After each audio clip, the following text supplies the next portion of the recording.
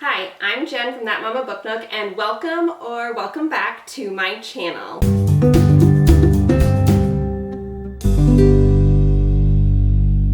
It is just about the end of August, and I'm going to share my July wrap-up. The summer months, and honestly the month of August in particular, ended up being so busy with mostly just fun family stuff, nothing concerning. Again, the kids are home. I knew that this was gonna be my biggest challenge, but I promise that I have a lot of fun content planned for the fall. My channel will be more than just TBRs and wrap-up videos, but I still did want to share my thoughts about my July reads, and I will be doing a September TBR and August wrap-up probably next, and then I will get into, I have some fun vlogs planned, some little challenges for myself, so I think it'll be a lot more interesting coming up soon. So thanks for bearing with me. I'm just gonna dive right into it because in July I read 13 books. That is my highest number of reads in a month so far, although to be completely honest, July really was my kind of finish up all of these reads that I had in progress month. So a lot of those books I came into July being like 80, some even close to 90% done with. So while July wasn't the highest month, probably page number wise, I did end up finishing 13 books. So we'll get right into it. The first book that I finished in July was In This Ravishing World by Nina Schuyler. I gave this book 4 out of 5 stars. This is a short story literary fiction collection. This is actually my first time reading short stories. I wasn't sure how I was going to feel about it, but I did like this book. This is a collection of stories that all revolve around the environmental crisis and nature. So they are all interconnected. Each story follows a different point of view, but they do all connect, so you will see some characters the same throughout. So the first story followed Eleanor, who is an elderly woman who has devoted her life's work to working on the climate crisis, and she is finally, after many years, being recognized for her work, but instead of being excited about it, she is in despair. She feels like it's too little, too late, and the world is still not in a great space. Then, as I mentioned, then it kind of continues to go through several other short stories, different point of views. Eleanor is in many of them or is connected to people. Some of them involve her adult children, some of them involve neighbors. So you do get all these stories interconnected. And then at the very end of each chapter, you get the point of view in like just a couple small paragraphs of nature. And I just really enjoyed how this was done. Nature's voice, the way the prose was done, it didn't seem like really gimmicky or cheesy at all. It really felt like nature was talking about it. Sometimes she was sharing what she loves about the world, and sometimes she was calling to action and saying, do better. Books that deal with difficult topics like climate change are sometimes hard to read. They make me, and I'm sure others, feel a little bit uncomfortable, but whenever I read books like that, I just like to sit with myself, sit with my thoughts for a little bit, and try to figure out why am I feeling like that, and not really, get angry about my guilt. I'm not expecting myself to fix all the world's problems, but is there something in my life that I could change that could just make the world a little bit better? So yeah, a really interesting read. Then the next book that I read in July was Leather and Lark by Brynne Weaver. This is the second book in the Ruinous Trilogy series, the first book being Butcher and Blackbird. This is a pretty well-known series these days. Butcher and Blackbird got a lot of hype and I enjoyed it. Leather and Lark has gotten a lot more criticism, but I have to say I actually still enjoyed this one as well. I also gave this book a 4 out of 5 stars. I categorize this as like a romantic suspense novel. Definitely check trigger warnings before you read this, but if you're good with it and you enjoyed Butcher and Blackbird, I think this one is definitely worth a read. So in this book, we are following Lachlan, who is Rowan from Butcher and Blackbird's older brother, and Lark Montague, who is Sloane, again from Butcher and Blackbird's best friend. So this is their story. I really, really liked Lachlan and Lark in the first book, so I was really excited to get to this one. My friend Jill on Instagram, I will link her down below. She has this theory that like the people who were really intrigued by Lachlan and Lark in Butcher and Blackbird, even the little bits that we got of them, were more likely to like this book than the people who just really liked Rowan and Sloane and didn't care anything about Lachlan in the first book. And that was definitely true for me and for her. So I'm interested to see if you guys think that. Feel free to leave it in the comments. But anyway, so Lachlan, for those who don't know, Lachlan is a contract killer. He also owns his own leather working studio. He wants out of the killing life. He just wants to live a quieter life with his leather working, but he is having a hard time getting out. So one day he is already in a terrible mood for reasons in the beginning of the book that you don't know, but you do find out later. And he gets called to go clean up a job for his boss. He gets there, he's super grumpy. He doesn't really understand the full situation. And he, takes the client, throws her in the trunk of his car, and she somehow escapes on the way to bringing her back home. Well, turns out that the person he threw in the trunk of his car was his boss's biggest client's daughter, none other than Lark. So now he's in the doghouse with his boss. Lark hates him. A little bit of time goes on, and, kind of a separate plot is that several members of Lark's family are being murdered, and they don't know who is doing it or why, but her family suspects that it is Lachlan. She knows that it's not, but they are planning to probably get rid of him regardless, and she knows that that will just devastate Rowan and Sloane, and so to protect them from any sort of pain, she tells Lachlan that they are going to get married, and he is reluctant. She also says that she will help him get out of the killing business.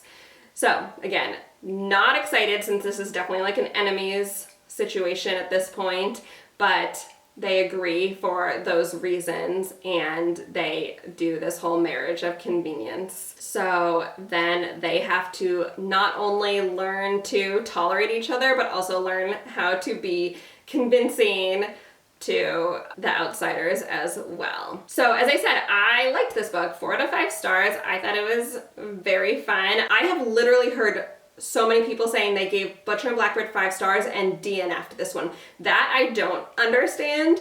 I can understand if you feel differently from one to the other, but that extreme just doesn't make sense. The writing is very similar. You're still getting the great banter that they had in the first book. You're still getting some of the serial killer, because Lark also has a history of multiple deleting, as she calls it, and certainly Lachlan with that. So if you like the stabbiness of the first book, then this has that. It's slightly different. Obviously, it's not copy and paste. That would be boring, but it definitely has the same themes throughout. So I was just surprised, but I thought this one was still great. The plot itself maybe was pretty guessable, but as I said, still enjoyable.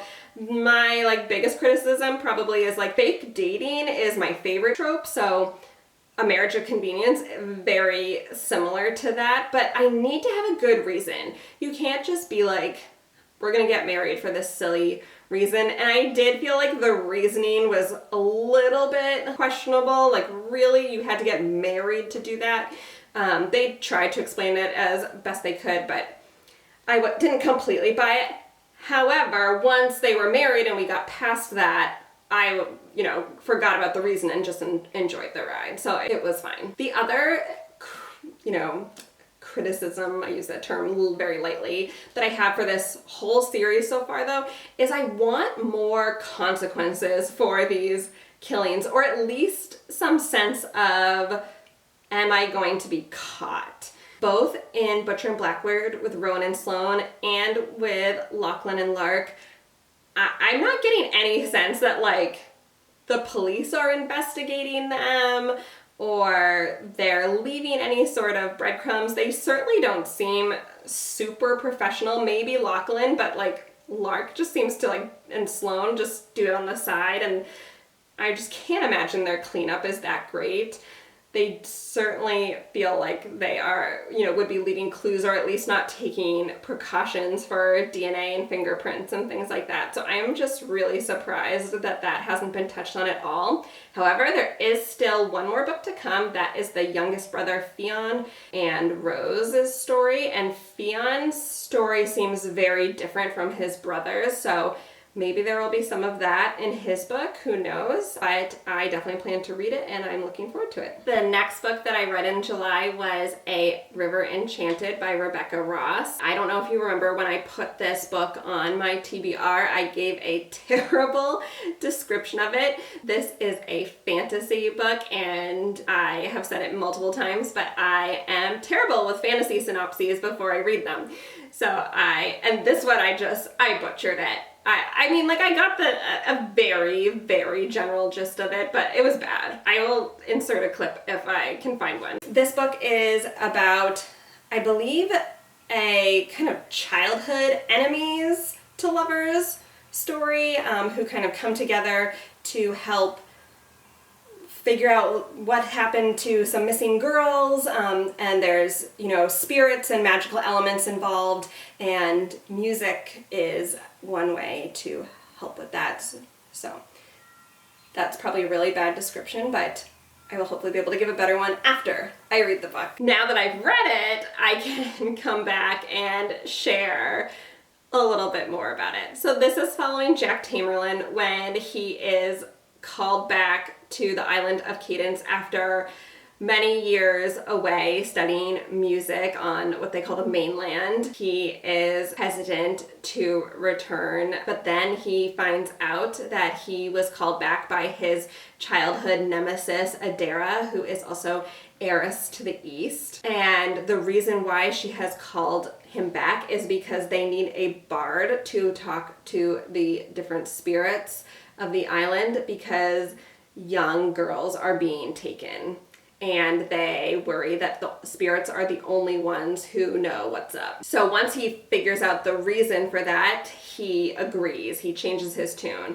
and decides that he will stay. As I mentioned about the spirits, the island is a very magical one with different spirits of the elements, and in a lot of ways they kind of control what's going on, kind of from behind the scenes director way. They, can play tricks, they know what's happening, they spread gossip through the wind, all sorts of things. So they definitely are kind of pulling the strings behind the scenes. Also, many of the inhabitants of the island also have some magical skills.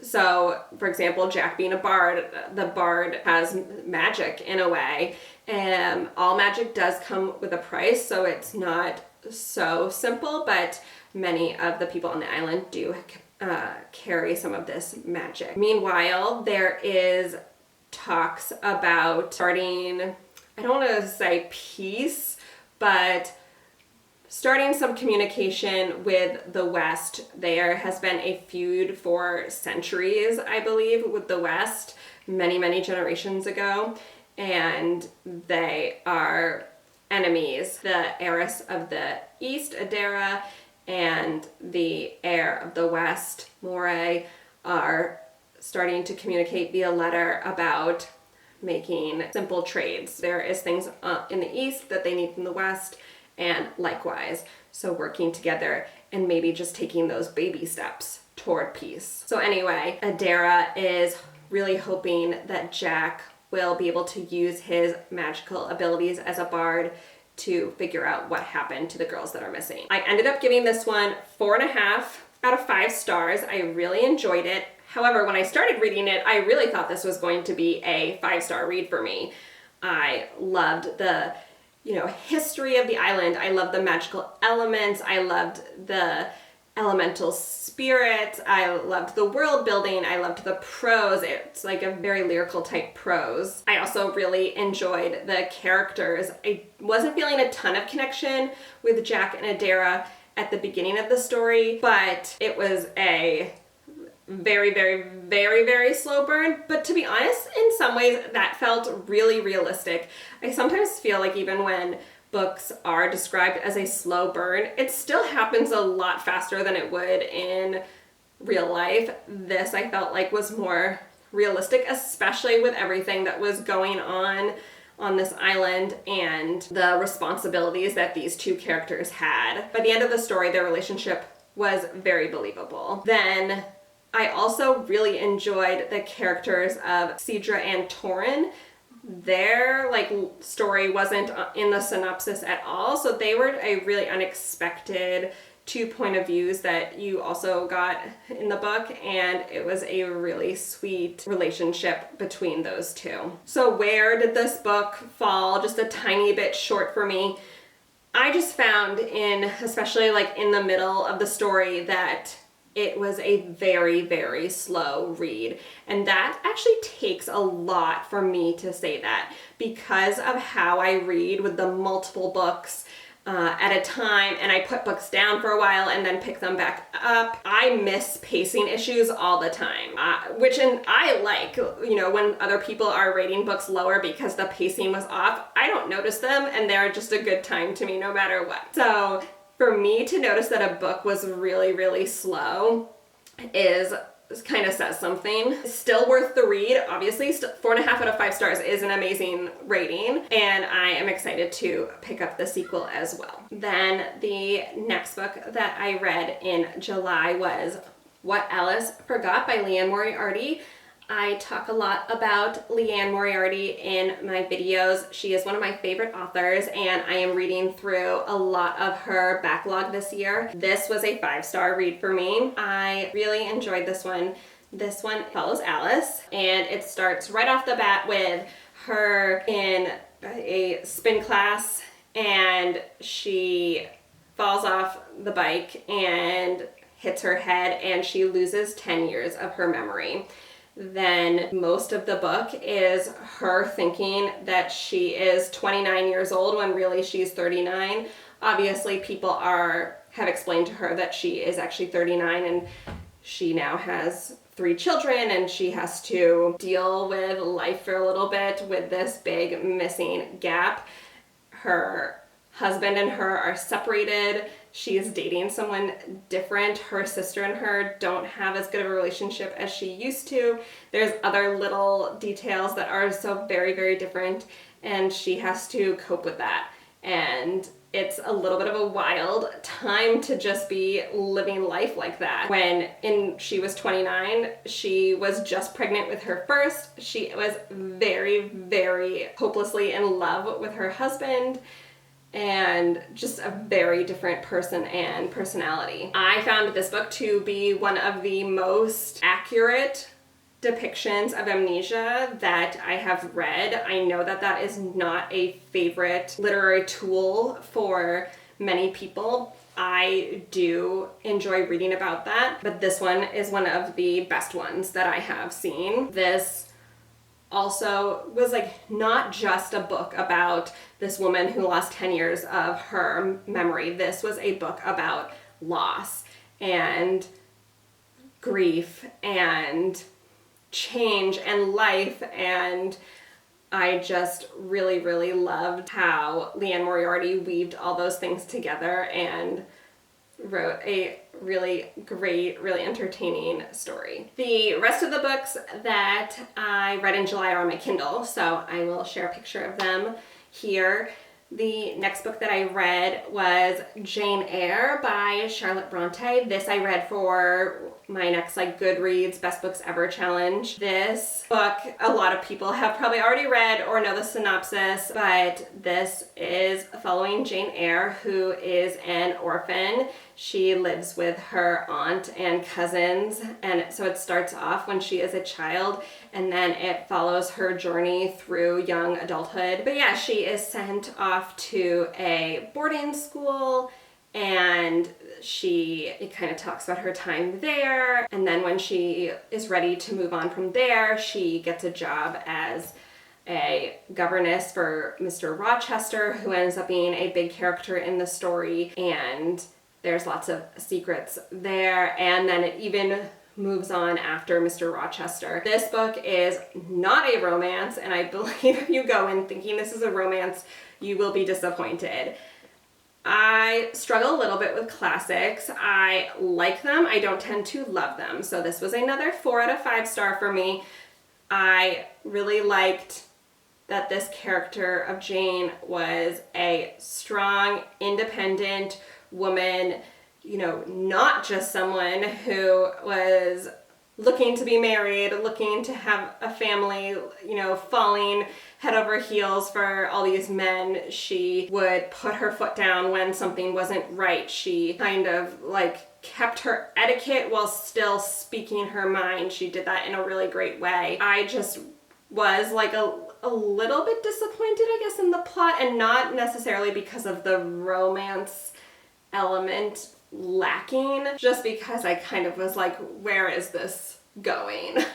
Especially after the whole, again, Mr. Rochester scenes and what happened with that, and then for her to move on and there still be this big chunk of the book left. I at that point I was just like, where is this going? But I thought the imagery was really cool. The part where tree is struck by lightning at one point of the book and what that is symbolizing, that was really cool. I love lots of different parts of it, but all together as one book. It wasn't a favorite, but it was still really well done. I think out of the Bronte sisters, I still like Wuthering Heights a little bit more. That book was just wild. They're very different, but that was just a fun, wild time. Ironically, I also gave that one 4 out of 5 stars though, so rating-wise, very similar, but I think I enjoyed that one a little bit more. Then the next book I read in July was What the River Knows by Isabel Ibanez. This, I believe, is categorized as YA. It's a historical magical realism. It's set in the 19th century. We're following Inez Oliveira, who is Bolivian, Argentinian descent, and very upper class, kind of prim and proper young lady. And she has 2 parents who do a lot of work in Egypt, and they travel the world, and they always refuse to bring her with them and just say that it's too dangerous. She stays a lot with, I believe, her aunt and her cousins, but she gets word that her parents were killed in Egypt, and she's inherited their fortune, and her uncle, her mother's brother, is now her guardian. Well, she packs her bags and heads to Cairo, and she has plans to stay and not leave until she figures out what happens there. Her uncle is very resistant to her staying, tries many, many times to send her back with help from a young man named Wit who works for him. Wit and Inez kind of have this banter. I wouldn't say enemies to lovers, but a tiny bit. But again, it's YA. It's another very slow burn, very innocent. But anyway, Inez finally convinces her uncle, really with no choice, by the time they get to this point, for her to stay. So they put her artistic abilities to work because they are going down the Nile to look for the tomb of Cleopatra. Along the way, there is magic. Her father, before his death, sent her a ring that contained some of Cleopatra's magic, and even though she loses the ring early on, she still retains some of that magic. So anytime Cleopatra is involved, she gets this overwhelming sense, sometimes even seeing almost little snippets or videos in her mind of Cleopatra's life. So it's really neat, really unique storyline. There's a lot of suspense and action in the book.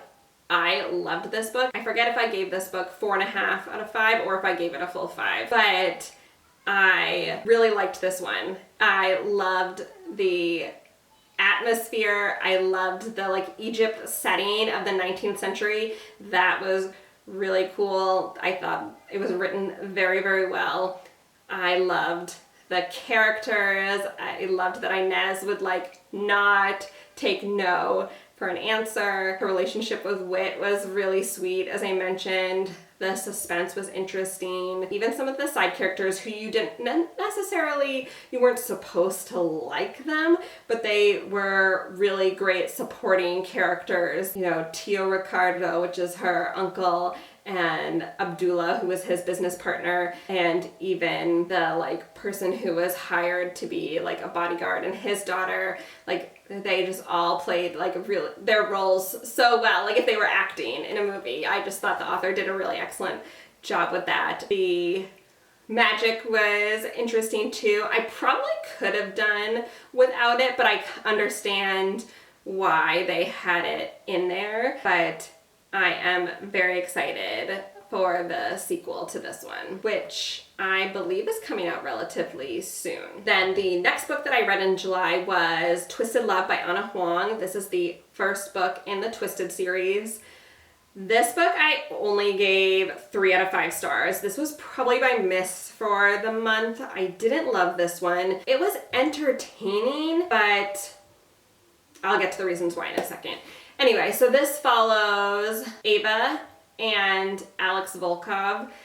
Ava is a college-age student. Alex is a little bit older. Alex is best friends with Ava's brother Josh, who is the main character in another book in this series. Alex is just this seemingly emotionless robot of a guy. He is very controlling, very protective. He is really hard exterior. Josh is going away for an internship type opportunity and asks Alex to look after Ava because she tends to get herself in trouble. He reluctantly agrees, and Ava does start kind of breaking down his shell a little bit. There is definitely some attraction there, but Alex is into some very intense type of romance. Again, very controlling. I believe they say he doesn't even like to look at faces when he's being intimate. So Ava is like the opposite. So a grumpy sunshine type situation. She is emotional and sweet and very loving. Alex nicknamed her Sunshine, is like his pet name for her. But ultimately, they do start a relationship. There is also this suspense element to the book. This is definitely, I would categorize as a romantic suspense. Alex has better than a photographic memory. I forget what they call it, but basically he can recall any moment in his life and watch it back like a home movie. And his family was tragically killed, his mom, dad, sister, when he was young, and he wants to take revenge on the people that killed his family and has been kind of plotting this for many, many years.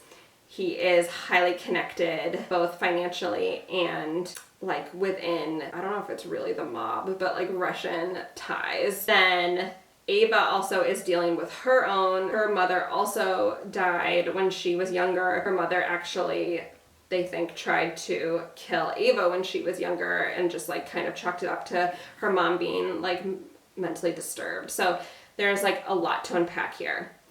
So again, like the plot is interesting. The suspense was interesting. It was maybe a little bit too dramatic. I feel silly saying that because I do enjoy drama, but I guess just like the way it was written, I was like kind of like, okay. But like the bad characters were so bad, and the the good characters were good, and like Alex is definitely more of a morally gray character, but other than that, it just was almost like a caricature type situation. And then I just really didn't connect with Alex at all. I did not like his treatment of people. I found his character to be totally unlikable, and so I didn't want Ava to be in a relationship, but that's like the whole plot, and it just didn't work for me. But I have heard from many people to push through the first book and read the rest of the series because it gets much better. So I own Twisted Games and Twisted Hate, and I think I have Twisted Lies on my Kindle. So I am definitely going to continue on, and I am still looking forward to it. And those actually I will plan to read pretty soon. Then also in July, I read Funny Story by Emily Henry. This was my first Emily Henry book, so that was really fun. I have been wanting to read one of her books for so long, and I had the opportunity with kind of like a book club buddy read type situation to pick this one up. So that was really exciting, and I loved it. I gave this one 5 out of 5 stars. This follows Daphne, and she is engaged to Peter. Peter has a best friend named Petra, and who is in a relationship with a guy named Miles. During some of the wedding planning, Peter and Petra tell their significant others, so Daphne and Miles, that they want to break off, call off engagements, and get engaged themselves. Both Daphne and Miles are pretty devastated. They were very much in love, at least they thought, with their significant others, and this just totally shocked them. They kind of in their grieving process and like logistical process end up moving in together totally innocently, and then they get invited to Peter and Petra's wedding, which is obviously feels like a total slap in the face for them. So they drunkenly respond yes to attending this wedding, and they pretend to attend as dates. So they come out to Peter and Petra as, oh yeah, and we're together. So now they're having this like fake dating situation. The fake dating is kind of woven throughout, but it's actually a very minor. It like really is only at play when Peter and Petra are involved. They're not really trying to trick their family or anything like that. But obviously between, this is definitely a forced proximity situation though, between living together and, trying to make their exes jealous and just becoming really good friends, they develop feelings for each other, and it grows from there. As I said, I really loved this one. I thought the romance between Daphne and Miles was great. I thought they were both really likable characters. They have issues in the background with parents and family that complicates things. I've said this before in videos also, not to be repetitive, but I really like when my romances also have other complicated, messy life stuff going on that plays a part in it. It doesn't necessarily need to take over. I still want a romance to be about the romance, but I like them to have to talk out some serious issues and help each other grow and love and all the things again. So that makes for a really great book for me. As I said, I really enjoyed the characters of Daphne and Miles. I enjoyed Daphne's friends and Miles' sister that also played a part in it. It was a fun summer read, and yeah, I just really liked it. I think I own actually all of Emily Henry's books and have not had an opportunity to pick them up as a TBR reader, so I really hope that some of those I get a chance to read soon. I've heard great things about really all of them from different people, but certainly beach read and book lovers for sure. The next book that I read in July was The Backtrack by Erin LaRosa. This book I received as an advanced reader copy. This book was about Sam, who lives in a small town, starts kind of like the early 2000s. She is best friends with a guy named Damon. He asks if he can kiss her, and she kind of says, oh, I'm not feeling that great right now, so not today. And life goes on, she moves away, she becomes a pilot. And that's kind of the whole reason why she said that she didn't want to kiss him is because she did not want to be like her mom and be trapped in this small town forever. And she thought that if she kisses Damon and becomes in a relationship with him, then that's what would happen. So now we flash forward to adulthood, and she is returning to her small town of Tybee to help her grandmother Pearl move into like an assisted living type situation and pack up her childhood home. In the midst of doing that, she finds a burnt CD from Damon that has all their old favorites. It sounds like they definitely had like an emo phase in high school. And so she starts playing music like Fall Out Boy and Blink-182 and things like that. But the CD, as it plays these songs, takes her back to this alternate reality where she relives the scene starting from when he asked her that kiss, like what would have happened if she had said yes. So that's like the first song is related to that scene, and then each song gives her a different scene stemming off of that. And it's like this CD is like possessed, like she doesn't really have control over it. She can only listen to one song at a time, and she kind of takes her life through this like what if situation. In the meantime, Damon still lives in town, and so she's also reconnecting with him. She really has basically not talked to him since she left. I ended up giving this one only 3.5 out of 5 stars. The vibes for like the early 2000s were really fun. I graduated from high school in 2005, so early 2000 time frame was also my high school time frame, so that was fun. I wasn't emo, but I definitely had friends that listened to the same music, and I was familiar with all the songs, but they also talked about the fashion and like some of the trends that were going on during that time, so those vibes were really fun. Although, fun fact, I had no idea that you called the early 2000s the Oddies. I have never heard that term, but apparently that's what it's called. And I asked some other people, and it sounds like some people knew and some people didn't, so. But, so that part was really fun. The part where it just didn't fully vibe with me, I found the like, almost like Groundhog Day-esque aspect of like, you listen to the CD, you watch a scene, and then you come back to your life, and then you listen to the CD, you watch a scene, you come back to life. Repetitive and like a little bit boring. The author also Sam would write in her journal, you know, what happened with each song.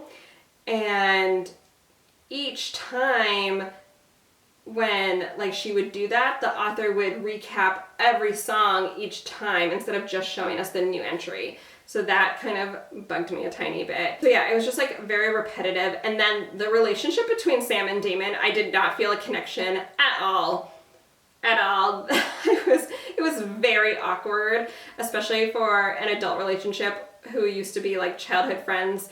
They did not just pick up where they left off, even though it kind of tried to play it off like that at sometimes, but it just really wasn't believable. I did think that the plot was really unique. Again, it was fun, but it just wasn't my favorite. Okay, a few more books. The next book that I read was Funny Feelings by Tara DeWitt. I feel like I don't usually give like 0.25 or 0.75 ratings, but I feel like if I could pick that, I would pick like a 3.75 out of 5 for this one. I really had a hard time between 3.5 to 4. I liked it a lot better than the book that I was just talking about that I gave 3.5, but 4 still feels like a high rating, so I don't know. But anyway, this is following Farley and Meyer, who are both comedians. Meyer is like a little bit older than Farley. They like meet in like a situation, and he agrees to kind of become her manager and kind of help teach her the rope, fine-tune her act a little bit. He is very well known, so he will definitely be with his name attached, could easily help her get gigs because he does find her genuinely funny. Meyer is a single dad to a little girl named Hazel, who is deaf, so there's also a sign language component, which is neat, which Farley actually has sign language knowledge, so that is, you know, really helpful as well. So yeah, they are both stand-up comedians. He's not working right now. He has kind of retired from that life to raise his daughter, you know, several years ago. So he's happy to be managing Farley. Farley has an opportunity to work with 2 other female stand-up comedians in this tour, but they really want her to be in a relationship with Meyer to kind of boost ratings. So they enter into this fake dating situation. But honestly, those feelings have been there for a long time. Both Meyer and Farley have kind of kept quiet about it. So the relationship is a slow build to it, but again, the baseline has been there for a while. They've just been hesitant to act on it for a number of reasons. Anyway, the comedian vibes were really fun. There was a lot of laugh out loud moments for me. It was just a silly, goofy, fun time reading this. I liked the idea of 2 comedians being in a relationship. That was definitely very unique to me. I didn't love the reason for fake dating, which I just mentioned in the Leather and Lark a few minutes back. I like there to be a good reason. I thought this was kind of pointless, but fine. There was also this weird flashback element, and I don't know if it was just because, again, of the way I read books, if I found it confusing, but I didn't feel like there needed to be a reason for having like a later and a now timeline. I felt like you could have just done a straightforward timeline. I didn't think that there necessarily needed to be so many flashbacks, and I found like the timelines were so similar that I couldn't tell why we were getting this timeline now. It was just really hard to follow their relationship. Or I feel like the flashback should have been maybe more sparse and just like very key moments. So yeah, there was that piece of it. The relationship was fine, as I said. The baseline was there, so the relationship was very believable. Sometimes I found it was like more awkward than it needed to be. The personalities of these 2 characters were very, very awkward. So reading it, I felt very awkward. So I think that's actually why I probably was leaning more to like a 3.5, even though I do think I liked it a little bit better than I did the backtrack, just from like the things that I didn't love. It didn't really work for me about this book. I think 3.5 is still fitting. But as I said, it was a really funny read. I'm glad I read it. It was fun to have a read to laugh like that about. The next book that I read in July was Local Woman Missing by Mary Kubica.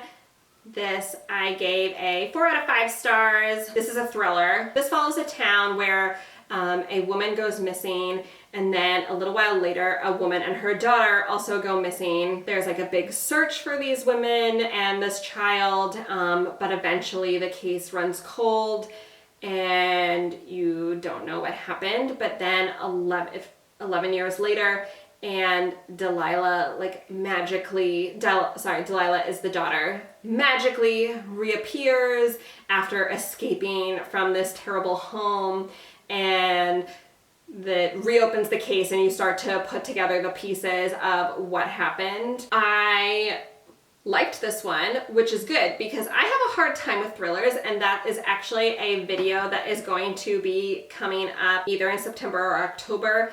I am on the hunt for a 5-star thriller. I have never in my whole time of reading ever given a thriller a 5-star. So if you have any recommendations for a thriller, please leave them down, because I'm starting to put them together and like request books from the library or get them on my Kindle, or even buy them if I, can't find them elsewhere, so that I can do a big 5-star thriller vlog. I am hopeful. I really don't love an unreliable narrator, and that is tricky in thrillers because I feel like a lot of authors rely on the unreliable narrator for their twists. If the narrator is unreliable for a reason, like because they have amnesia, or because they were blackout drunk and they just don't remember, that's different, that's okay.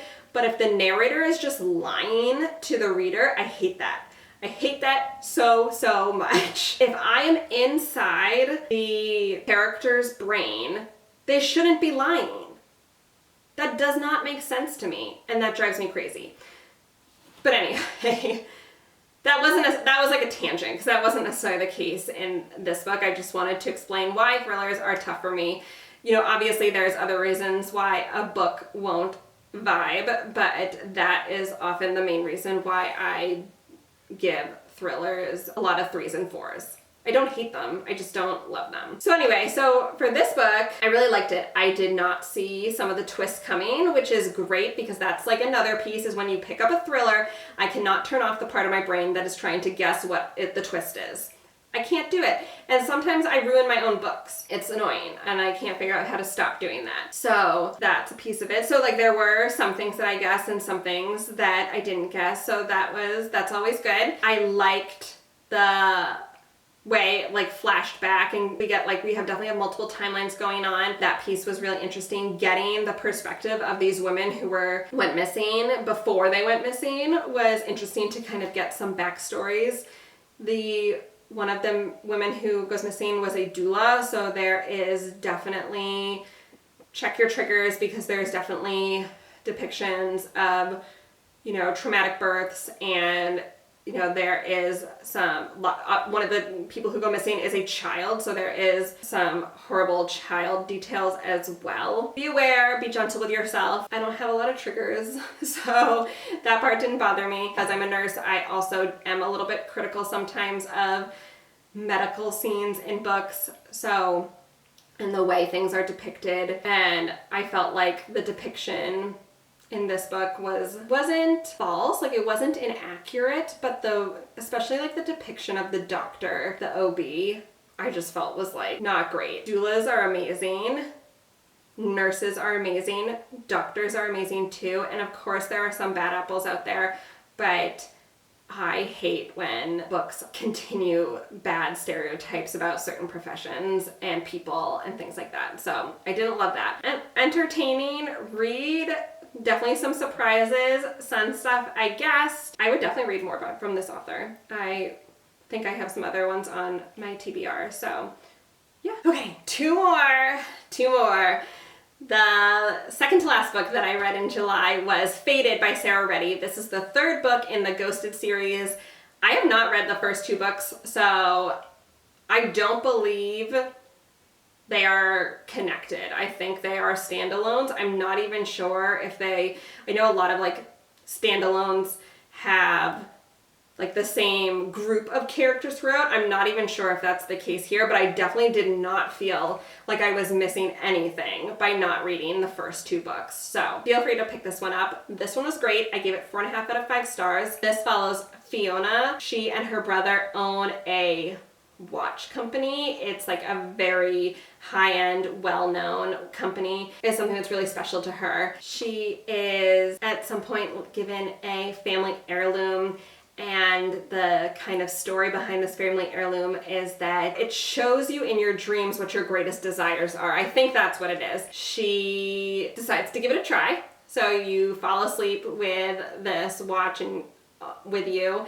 and it transports her into a very realistic dream scenario. But she doesn't go into this dream scenario as herself, Fiona. She enters the life of this woman named Becca. Becca lives on this island. She's married with a few children. She's cheating on her husband. The island is very, very secluded. It's a very different life than the life Fiona lives. But Fiona really believes that this is a dream. She takes her dream and wants to make the most out of it.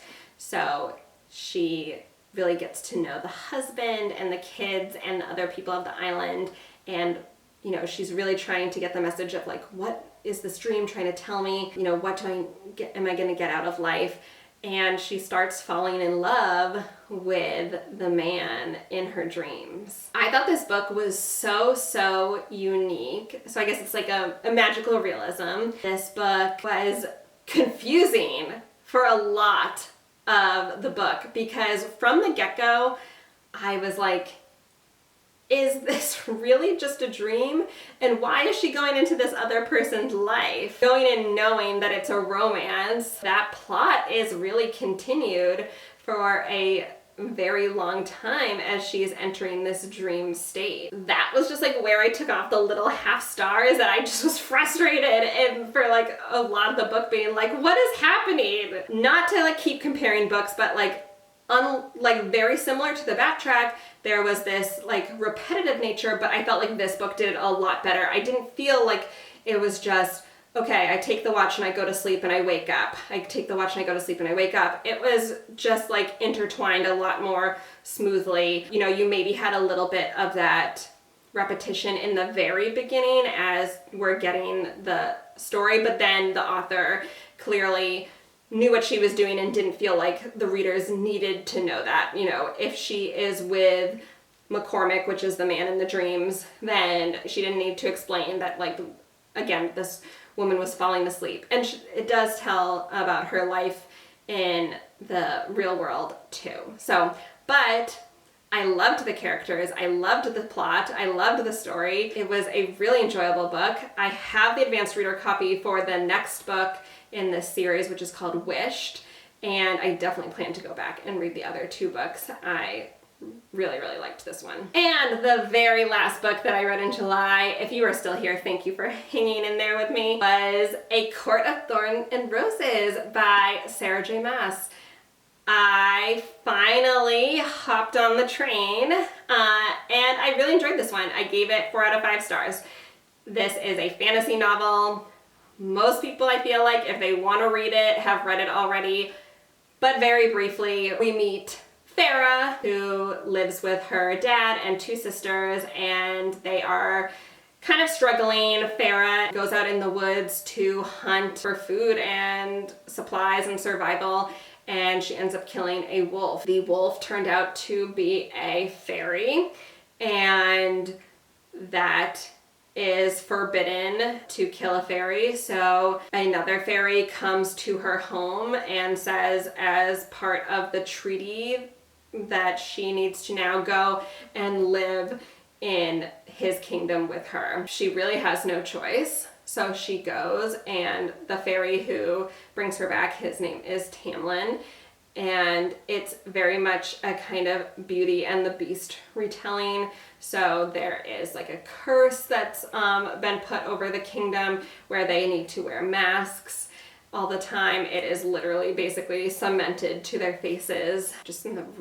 off chance that you haven't read it, I will not spoil it, but there, you know, is certainly ways to break the curse, but they can't tell Farah, and it kind of goes on from there. She, of course, starts to feel more at home in the castle over some time as she gets over the feelings of being prisoners. She learns the different parts about magic there, the other creatures, though the world beyond the castle is a bit more dangerous, and she eventually does learn about the curse and what is kind of going on. Again, starts off as a Beauty and the Beast retelling. It definitely goes on from there, and this is a several book series, so I believe like the Beauty and the Beast aspects end fairly soon, but kind of an interesting start to it. I can definitely see why this is a very beloved series. I've heard even better things about the next book in the series, A Court of Mist and Fury. The world building was really interesting, really great. I know that there's like all sorts of little nuggets that are weaved in. It is interesting to read it so late in the game compared to other people who have read the whole series multiple times at this point. There is really no way to stay away completely from some of the major spoilers at this point.